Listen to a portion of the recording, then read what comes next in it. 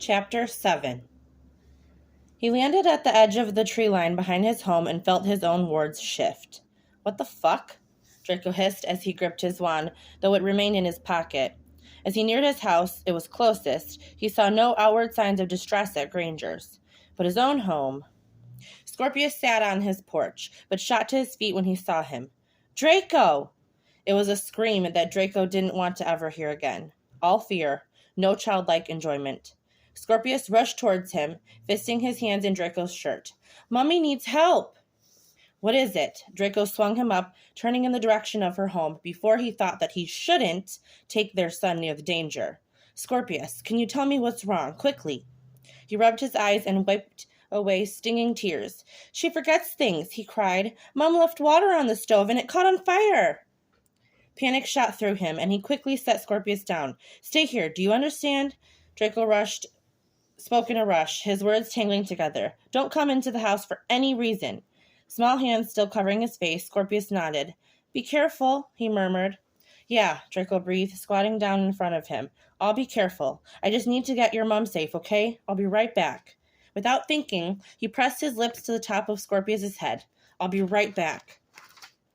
He latched the gate behind him just in case, but he didn't think it would deter Scorpius if he really wanted to come back inside. The moment that he had pushed the door open, he saw pungent smoke filtering out of the kitchen, skirting along the top of the ceiling.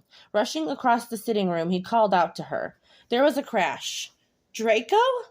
Crooks raced past him, his busy tail bristling as he escaped through the front door. "Draco, what are you doing here?" He rounded the corner, and if the situation hadn't been so dire, he probably would have laughed. "What am I doing here?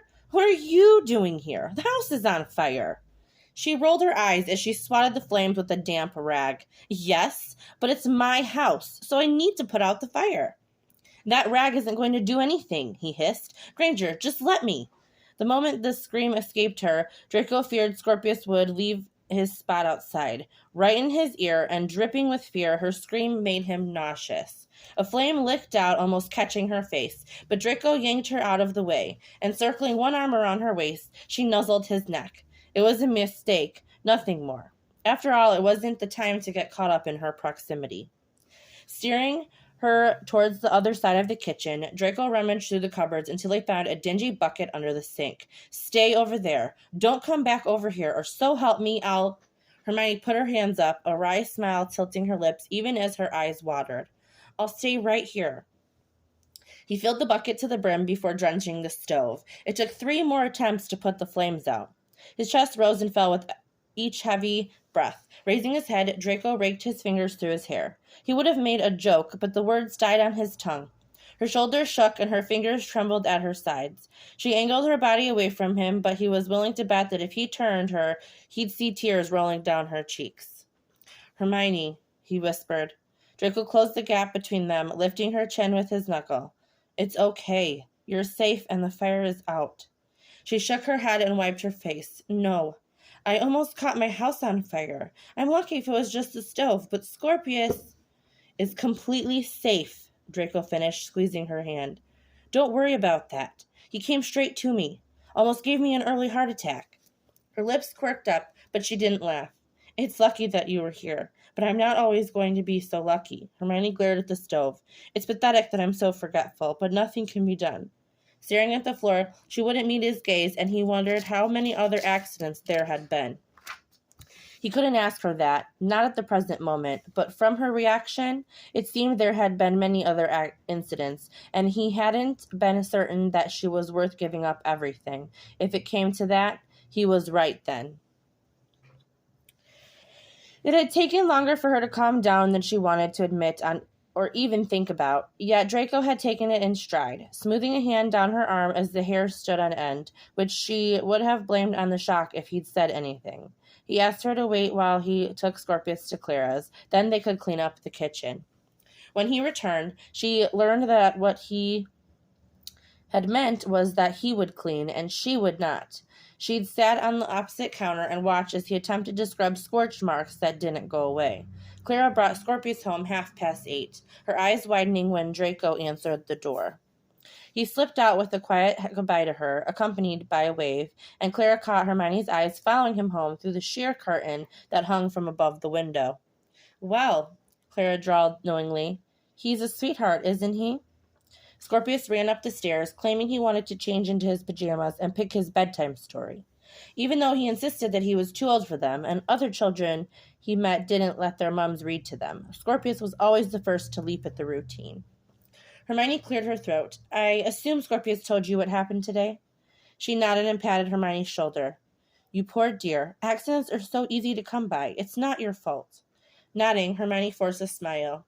"He ran straight to Draco's house. I actually told him to run to you," she laughed. "I did come to check on you," Clara continued, blowing her hair out of her face. "I got Scorpius settling with the telly. Have I told you how much I hate that thing? Anyway, it was the only way to distract him, and it almost wasn't enough." She snorted. He did enjoy cartoons perhaps a bit more than he should. "When did you come by?" She waved her hand, drumming her fingers against Hermione's shoulder. A smug smile appeared on her face as if she knew something Hermione didn't. "Oh, yes," Clara sang, still smirking. "I did pop by, just to see how you were holding up. It's such a frightening ordeal to handle, but Draco seemed to have a rather good hold on you." Her face drained of color. "I don't have any idea what you're talking about." "Oh?" Clara prompted. "Let me remind you, then. I'm not normally such a snoop." "That's a lie." "Shush, it's impolite to interrupt your elders. No, I might have peeked through the window beside the door. I couldn't see much due to the curtain, but unless there's another gorgeous blonde man you've met." Hermione choked. In which case, if you'd met another blonde that looks like that one, you'll need to introduce me. My husband's been dead for 10 years, you know." A grin spread across her face, and she rested her hand against the railing of the stairs. "I'm only teasing. The two of you were hugging. I assume he was comforting you." Heat claimed Hermione's face. They'd stood in the middle of the kitchen with her huddled close for quite some time, his hand smoothing against her back as he traced her spine slowly. "Scorpius wasn't with you, was he?" Clara shook her head, and strands slipped from her bun to frame her face. "He wasn't. But, Hermione, I don't want to overstep." She trailed off, casting a look up the stairs. "If you begin to care for Draco, that's perfectly all right. You've put your life on hold since the accident, and you've done a marvelous job raising Scorpius." Hermione couldn't find the correct words to say.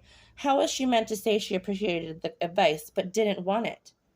"What I mean to say is that you shouldn't pass up the chance to be happy." Clara squeezed her hand. "It's past my bedtime now, but do think about what I've said. Not every man would rush into a burning house for you." The house hadn't been on fire. An explanation was on the tip of her tongue, but Hermione bit the inside of her cheek. The door clicked as it closed, and Hermione turned the lock into place. Maybe the house hadn't been on fire, but a sense deeply situated in the pit of her stomach told her that Draco would have done everything exactly the same if it had been. Gnawing her lower lip days later, Hermione paced the length of her living room until she thought she would wear a hole in the floor. The options were cut and dry, and none of them were preferable. Clara had called just minutes before, the phone ringing shrilly in the cradle. She was sick, certainly contagious, and wouldn't be leaving her bed for the entire day. Clara had apologized several times, insisting that she would watch Scorpius if she could. Hermione refused to miss another day of work if she could help it. They were already short-staffed as it was. Another option was to swallow her pride and ask Draco. There wasn't a single doubt in her mind that he would leap at the chance to help her. Rubbing the back of her neck, Hermione grumbled under her breath.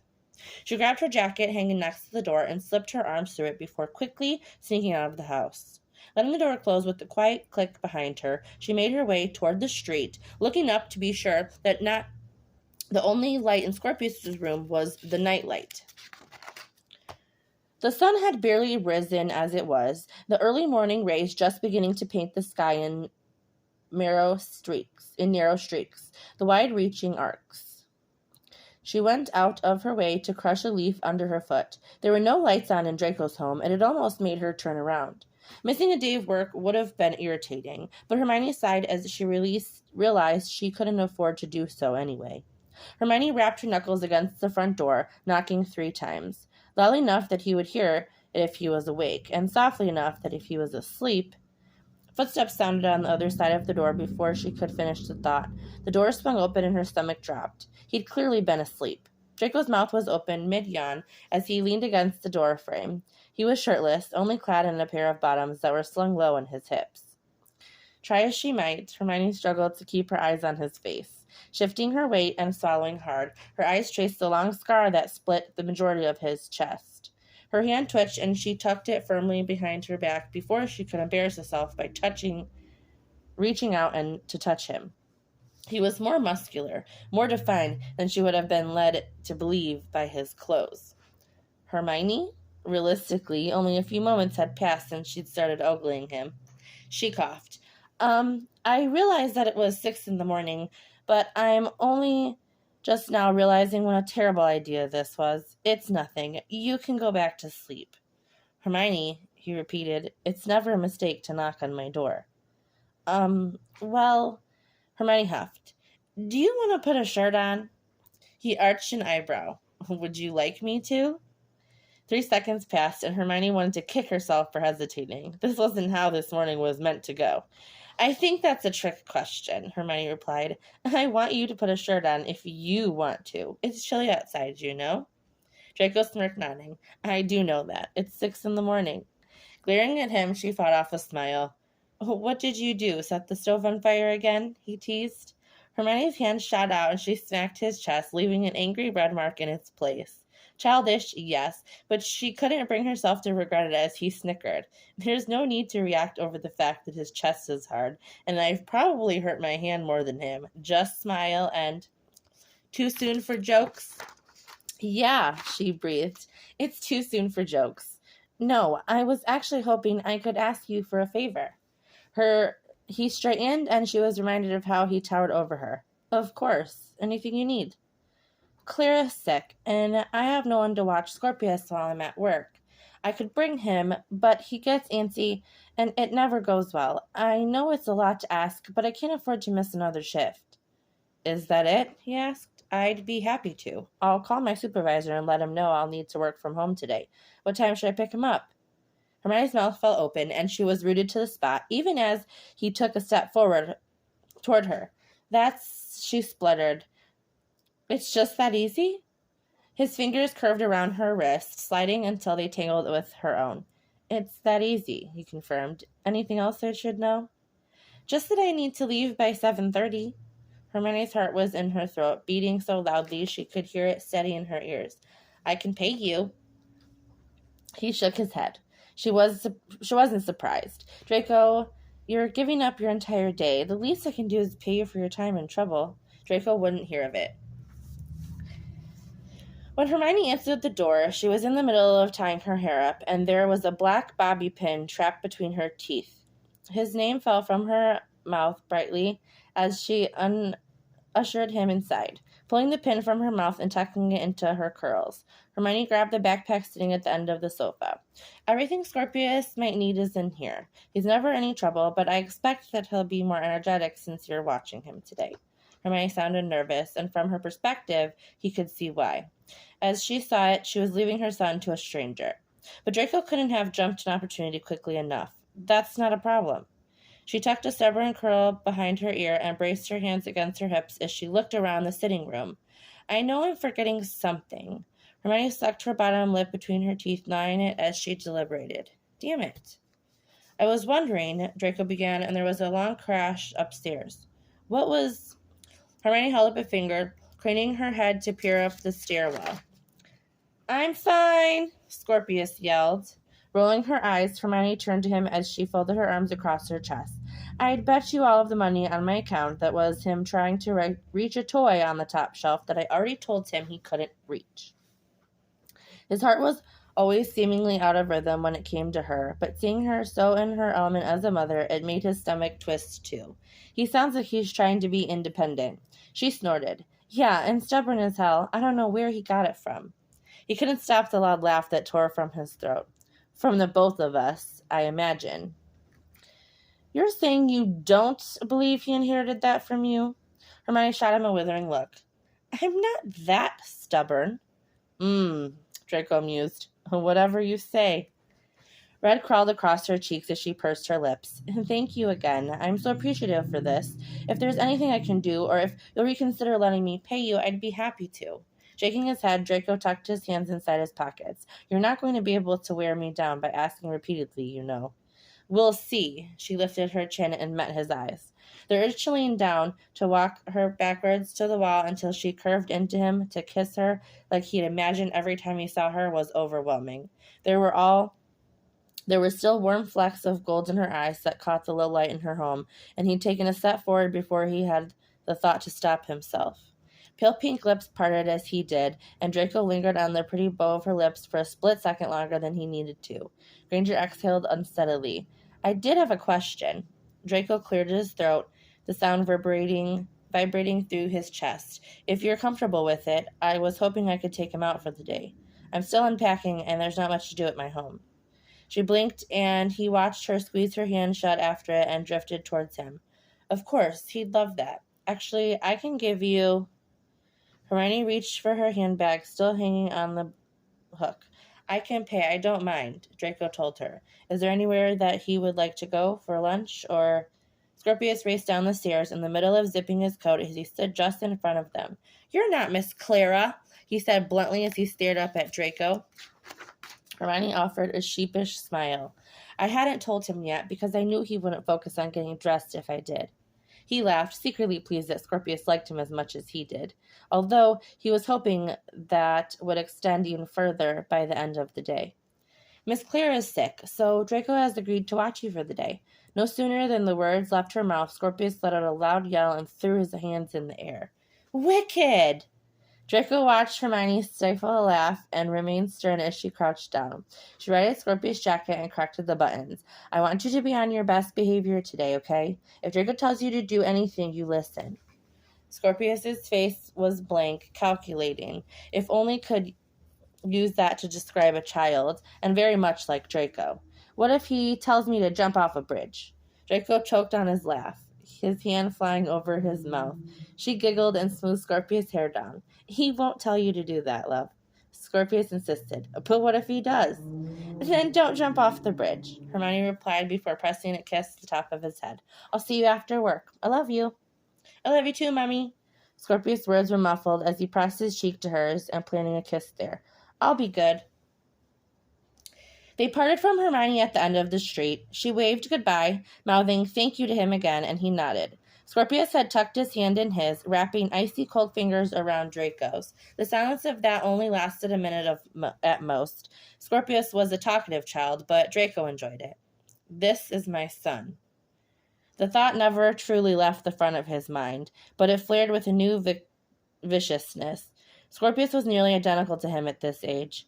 White blonde hair that belonged to the Malfoys, narrow features that were luckily fuller thanks to Hermione, and eyes that matched his nearly exactly.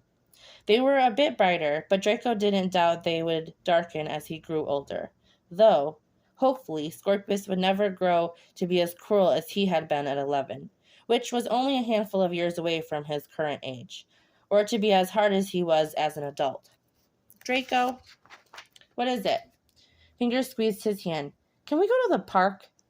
As if I could say no to anything he wanted. Yes, Draco breathed. We can do that. Hours later, Draco could see that he'd made the correct decision. Scorpius's laugh rang in his ears as they slid into opposite sides of the booth. Scorpius had picked the restaurant, his self-proclaimed reward for beating Draco in a race from one side of the park to the other, which Draco could have obviously won. His legs were nearly as long as Scorpius was tall, but he would have asked Scorpius to pick either way. Breathing heavily, Scorpius dragged his knitted hat off his head and patted his cheeks. I can't breathe. Draco nodded. That happens when you run so fast. I'm probably dying, he deadpanned. You just need some water, Draco laughed. Are you having a good time? He nodded. The best. Miss Clara's fun, but not as fun as you. Thank you. He grabbed a glass of water. The waitress sat in front of him, greedily swallowing mouthfuls. If you drink that too fast, Draco only managed to say half of his sentence before Scorpius drained the glass. Wiping his mouth, he pushed the glass back towards the waitress. I'm sorry, miss. Could I have another? She plucked it from the table with an amused smile. Of course. Do you need time to look at the menu? Draco nodded. Thank you. Leaning back in his seat, he shrugged off his jacket, careful to make sure his wand remained concealed. His eyes dropped to his forearm, finding smooth skin. It was only a glamour, regularly recast. Granger's arm. Draco suddenly couldn't breathe. He wasn't at all sure how he hadn't stopped to think of it before. Blame it on how quickly life had moved once he'd discovered her, once he'd moved, but he knew for certain that there was no scar on her forearm. There was no mudblood carved into her arm. He'd been intimately acquainted with the wound while they remained in the Shell cottage. I'll never go away, Granger whispered. It'll never go away, Granger whispered. It was a cursed knife. Seconds ticked by as he rested on his knees while she sat on the edge of the bed. Look at me, Draco. There's nothing you could have done. He held her arms gently, his thumb stroking across that crooked start to an M, and he pressed his lips to the raised, waxy flesh. I should have been there. She shook her head. You were there when it counted. You know.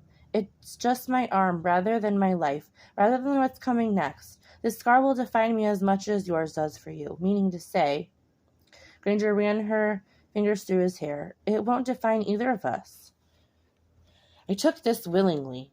Granger slid off the bed, wedging herself between the frame and him, tilting her head up as the light caught a purpling bruise on her cheek. Are we going to argue about this again? I'll find a way to remove this, he rasped, hands coming up to cradle her face. I promise.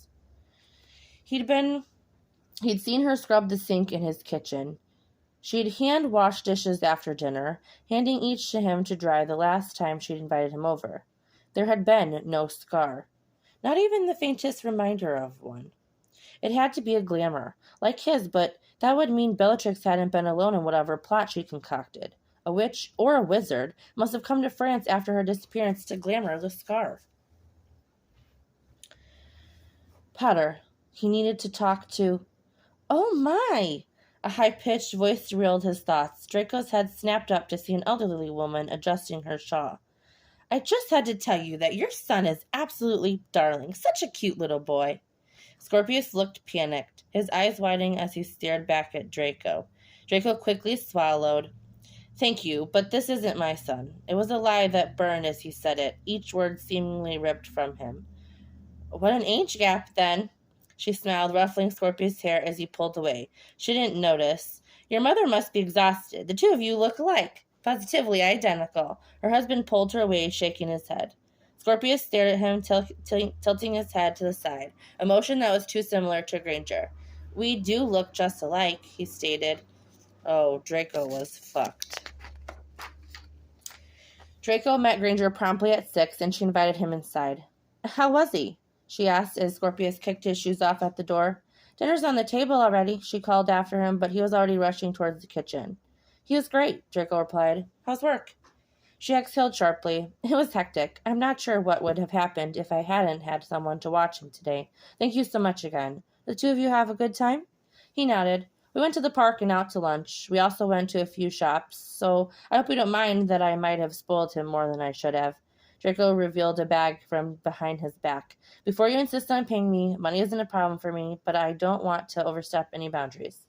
Hermione nibbled her lower lip, but took the bag from him. It's okay, but I hope you're prepared for him to like you even more now. You certainly won him over. She sighed. Thank you. I know I've said that so many times already, but I'm more grateful than I can express. If there's anything I can do to repay you...